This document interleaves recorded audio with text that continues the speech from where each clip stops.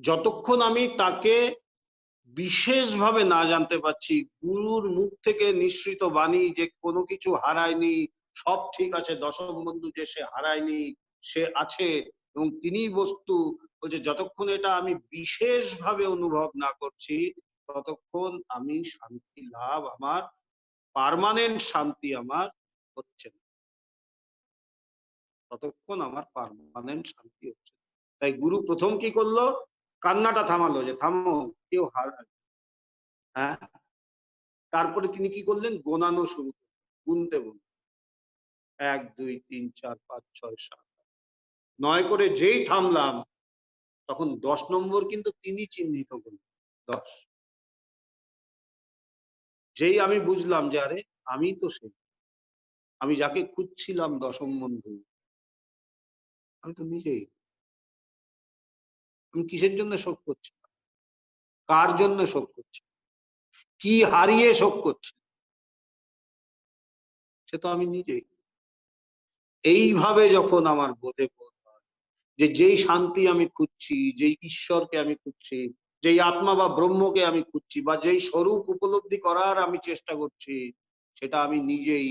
এইভাবে যখন তিনি বিশেষভাবে আমার কাছে উপলব্ধ হয়, তখন আমি পরম শান্তি লাভ করি। তাই বলছেন যে হারানো দশম বন্ধু যিনি নিজে, তারই ভুলবশত নিজেকে বাদ দিয়া ৯ জনকে গুনিয়া শোকগ্রস্ত হইয়াছে। তারই ভুলবশত। এটা যে সে কেন করেছিল এর কোনো সে গুনলো, শুধু নিজেকে বাদ দিয়ে। কিন্তু এতক্ষণের এই শোক বা ভ্রান্তি কিন্তু মুহূর্ত মাত্রে তিরোহিত হইয়া যাইবে, যদি নিজেকে হারানো দশম বন্ধু রূপে বুঝিতে পারে। বলছে এই যে এতক্ষণের শোক, এতক্ষণের তার কান্নাকাটি, চিৎকার চেঁচামেচি, তার হাউতাস, সমস্ত কিছু এক ক্ষণিকের মধ্যে বন্ধ হয়ে যাবে, এক মুহূর্তের মধ্যে শেষ হয়ে যাবে। কখন?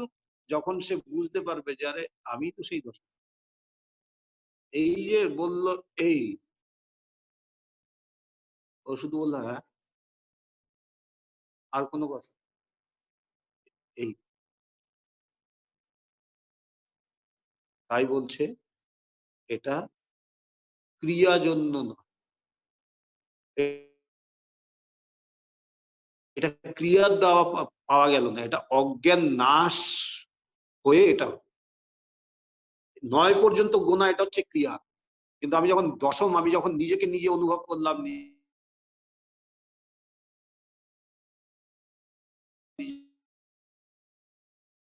নিজেকে নিজে লাভ করলাম, সেটা কিন্তু ক্রিয়ার দ্বারা না, সেটা কি? জ্ঞান একই জিনিস।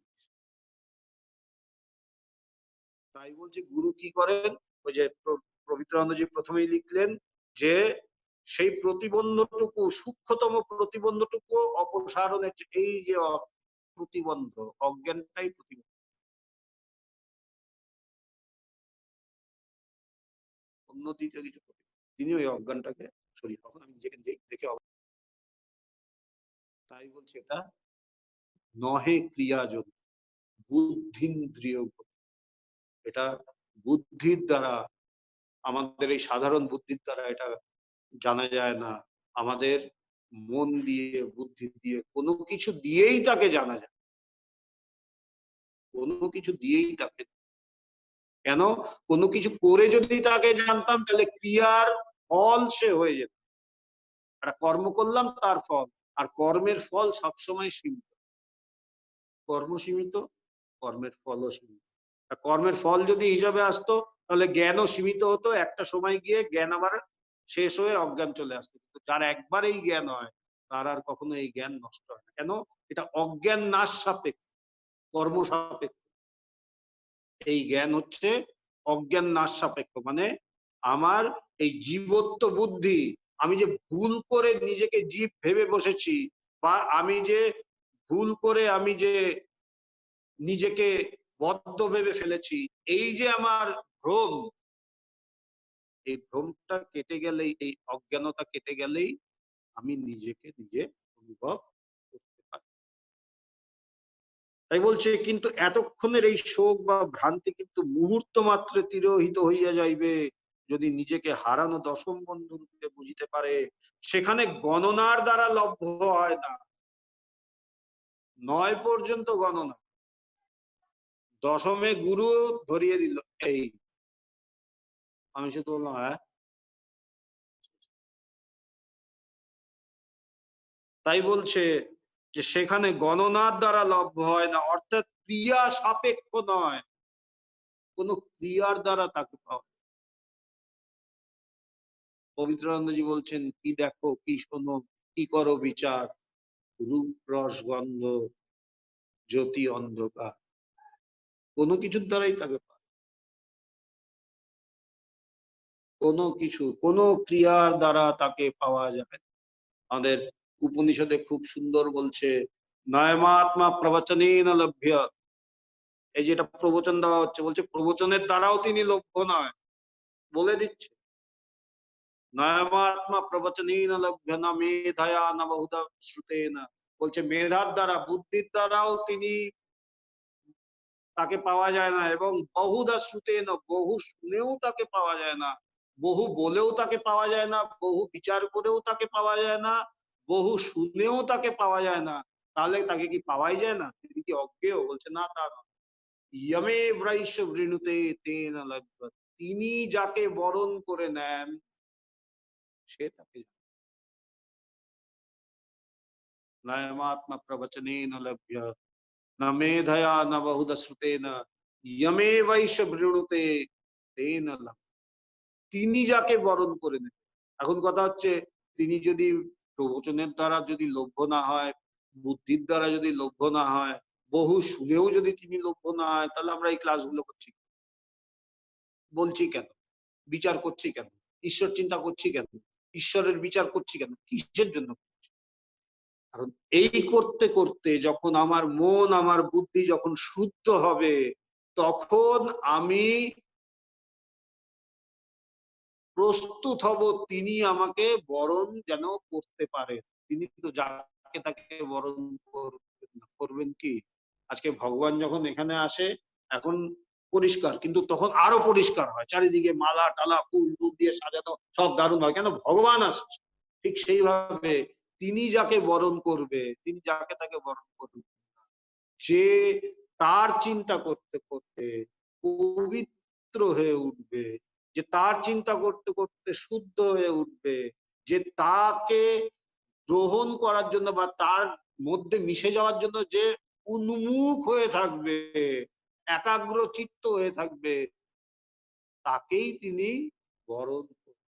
তাই আমাদের কাজ হচ্ছে জমিটাকে তৈরি রাখা, বাকি কাজটা তিনি। তাই বলছে ইয়মে বৈশবৃন্তে, তিনি যাকে বরণ করবেন, এবং কাকে বরণ করবেন? যে তার জন্য রেডি থাকবে। আমরা ঠাকুরের ঘটনা জানি, স্বামীজি যখন ঠাকুরের কাছে প্রথম গেলেন, ঠাকুর প্রথম স্পর্শেই স্বামীজিকে সেই জায়গায় নিয়ে যেতে চেয়েছিলেন, কিন্তু কিন্তু স্বামীজি পারলেন না। স্বামীজি চিৎকার করে উঠলেন, তুমি আমার এ কি করলে, আমার মা আছে বাবা আছে। মানে তিনি বরণ করতে চেয়েছেন, কিন্তু দেখা গেল হলো। তারপরে স্বামীজি, সেই স্বামীজি 4 বছর পরে গিয়ে ঠাকুরকে পাগল করে দিয়েছিল কি, যে আমার কবে হবে, আমাকে করে দিন, আমাকে করে দিন। কিন্তু ঠাকুর কিন্তু এই করাটা প্রথম দিনই করে দিতে। কিন্তু যেহেতু এই হচ্ছে প্রস্তুতি, তাই পবিত্রানন্দজি কি বলছেন, যে self discovery needs no time, it is the preparation for self discovery that needs time. যে নিজেকে উপলব্ধি করার জন্য, স্বরূপ অনুভব করার জন্য বা আত্ম উপলব্ধি করার জন্য কোনো সময়ের প্রয়োজন হয় না। কেন? সময় মানেই হচ্ছে ক্রিয়া। সময় যদি প্রয়োজন হয় তার মানে ক্রিয়া করতে হয়েছে, তো যেহেতু নহে ক্রিয়ার জন্য, তাই সময়ও নেই। তাহলে সময়টা লাগছে কেন?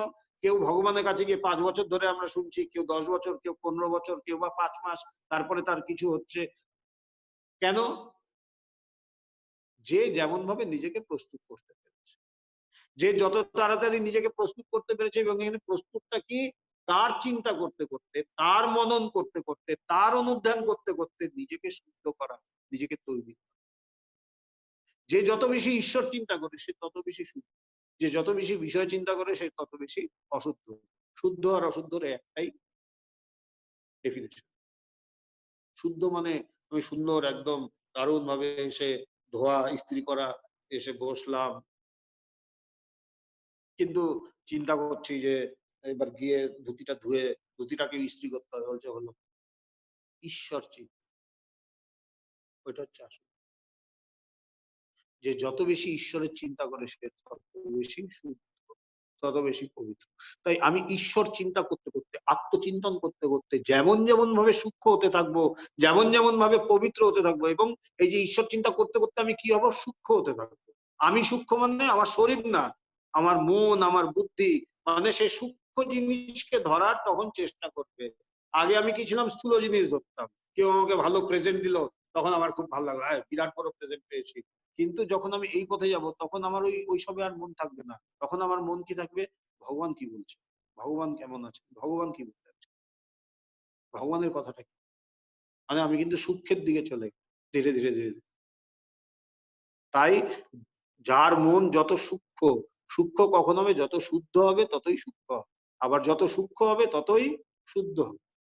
তাই ভগবানকে এখানে কি বললেন, একটা সূক্ষ্ম স্থানে, সূক্ষ্ম স্থানে এসে তুমি আটকে গেছো, সেখান থেকে, অর্থাৎ সূক্ষ্মতম প্রতিবন্ধটুকু, ওই যে সূক্ষ্মতম প্রতিবন্ধটুকু ওটাও আমি সরাচ্ছি। মানে তিনি তাহলে কতটা সূক্ষ্ম, যে আমার মনের সূক্ষ্মতম প্রতিবন্ধটুকু বুঝতে পারে, সে তাহলে কতটুকু সূক্ষ্ম। গুরু ওইখানে গিয়ে গেছে। তাই বলছে যে আমি যেমন যেমন ভাবে শুদ্ধ হব, তেমন তেমন ভাবে আমি তার যোগ্য হয়ে উঠবো।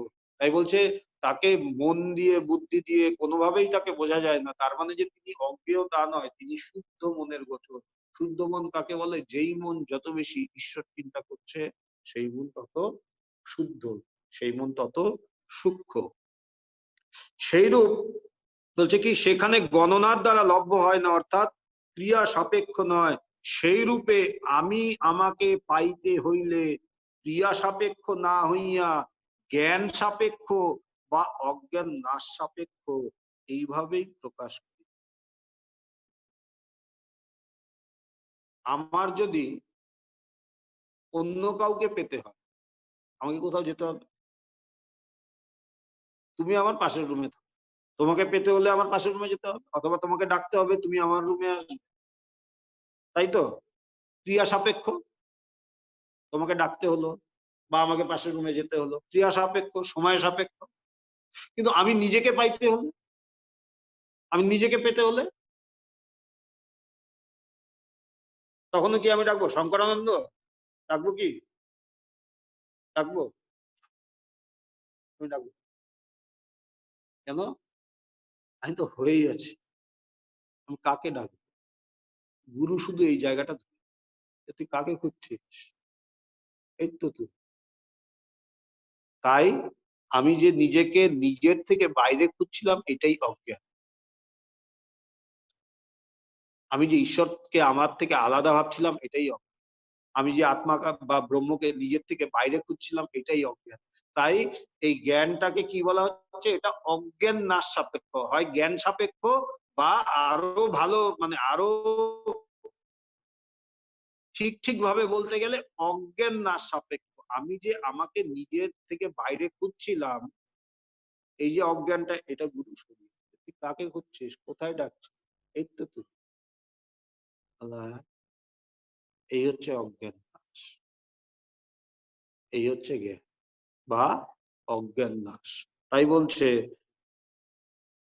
সেইরূপ আমি আমাকে পাইতে হইলে ক্রিয়া সাপেক্ষ না হইয়া জ্ঞান সাপেক্ষ বা অজ্ঞান নাশ সাপেক্ষ এইভাবেই প্রকাশ করিতে হয়। মানে প্রকাশ করার জন্য এই ভাবটা বলছে, অ্যাকচুয়ালি কি সেটা বলবে। খুব বেশি বলতে পারলে, মানে একদম এক্সট্রিমে গিয়ে বলতে পারলে এইটুকু, যে জ্ঞান সাপেক্ষ অথবা অজ্ঞান নাশ সাপেক্ষ।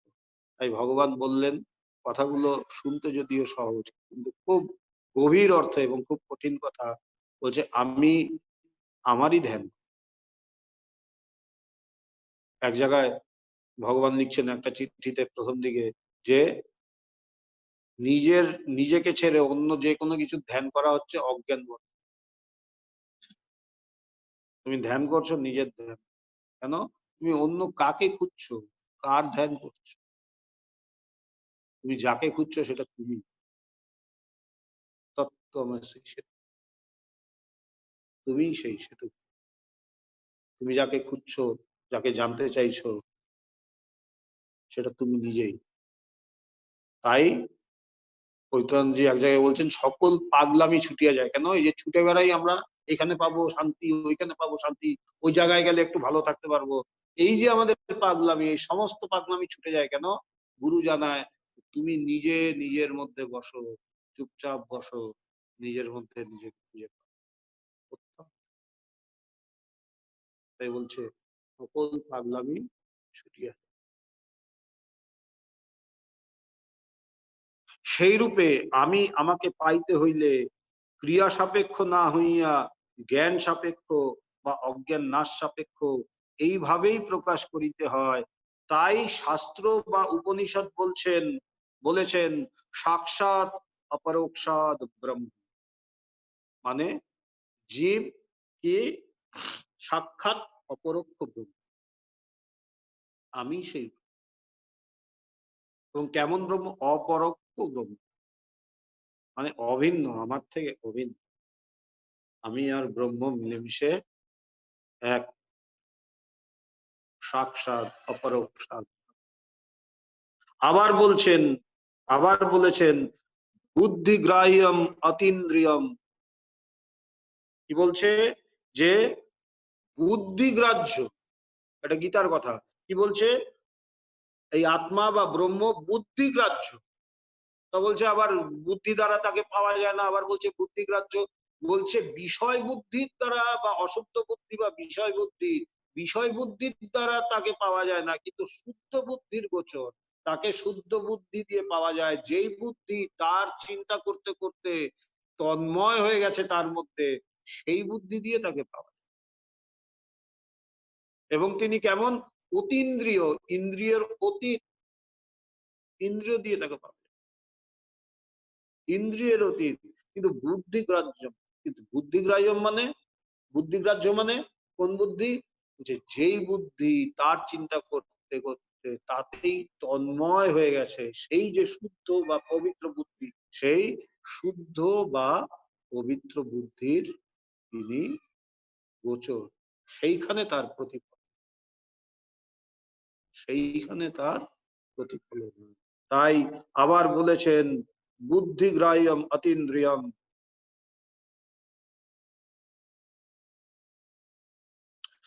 আমার স্বরূপ বা আমি নিজেই আমার নিকটে অজ্ঞাত, এই অর্থে যে সামান্য রূপে জ্ঞাত হইয়াও বিশেষ রূপে। খুব দারুণ, খুব সুন্দর। বলছে কি? আমার স্বরূপ বা আমি নিজেই আমার নিকটে অজ্ঞাত। বলছে আমার স্বরূপ, যেটা আমার নিজের রূপ, স্বরূপ, যেটা আমার নিজের রূপ, যেটা আমি নিজে, সেটা কি আমার নিকট অজ্ঞাত। কি হিসাবে অজ্ঞাত? বিশেষ রূপে অজ্ঞাত, সাধারণ রূপে জ্ঞাত। আমি তো জানি আমাকে, তোমার, আমি আমাকে চিনি না, আমি আমাকে জানি না। বলছে জানো, সামান্য রূপে জানো, বিশেষ রূপে জানো না। যেমন গুরুর মুখ থেকে তুমি শুনলে যে ঈশ্বরী বস্তু আর সব অবস্তু, বা কি বলছে ব্রহ্ম সত্য জগৎ মিথ্যা, গুরুর মুখ থেকে শুনলে বা শাস্ত্র মুখে শুনলে, কিন্তু শুনলে তুমি, ওটাও জ্ঞান হলো। বলছে জানো? বলছে হ্যাঁ জানি, এই তো ব্রহ্ম সত্য জগৎ মিথ্যা, এই তো জানি। বলছে এই জানাটা হচ্ছে সামান্য রূপে জানা, বিশেষ ভাবে যতক্ষণ না জানলাম সেইটা কিন্তু জানা হলো না। যতক্ষণ আমি তাকে বিশেষ রূপে না জানবো, ততক্ষণ আমি আমার আত্যন্তিক দুঃখ নিবৃত্তি, আমার পার্মানেন্ট দুঃখ নিবৃত্তি বা পার্মানেন্ট সুখ কিছুতেই হবে না, কিছুতেই হবে না। যে সামান্য আর বিশেষ কেমন? আমি ডাক্তারের কাছে গেলাম, আমার দাঁতে ব্যথা, প্রচন্ড দাঁতে ব্যথা, ডাক্তারের কাছে রাতের ঘুম হচ্ছে না দাঁতে ব্যথায়, ডাক্তারের কাছে গেলাম, ডাক্তার ওষুধ লিখে দিল, প্রেসক্রিপশনটা পকেটে নিয়ে ঘুরলাম, দেখলাম এটা খেতে হবে, আচ্ছা ঠিক আছে। তারপরে প্রেসক্রিপশনটা পকেটে নিয়ে ঘুরলাম, বলছে কি রে হয়েছে? বলছে হ্যাঁ হয়েছে। বলছে কি? বলছে ডাক্তার দেখিয়ে এসছি। বলছে ডাক্তার দেখিয়ে এসছি ঠিকই, কি ওষুধ খেতে হবে সেটাও আমি জেনেছি, লিখে দিয়েছে ওষুধ, এবং বলছে ওষুধটা ডিসপেন্সারিতে গিয়ে ফার্মেসিতে গিয়ে আমি কিনেও এনেছি, পকেটেও আছে, কিন্তু পকেটে ওষুধ থাকলে দাঁতে ব্যথা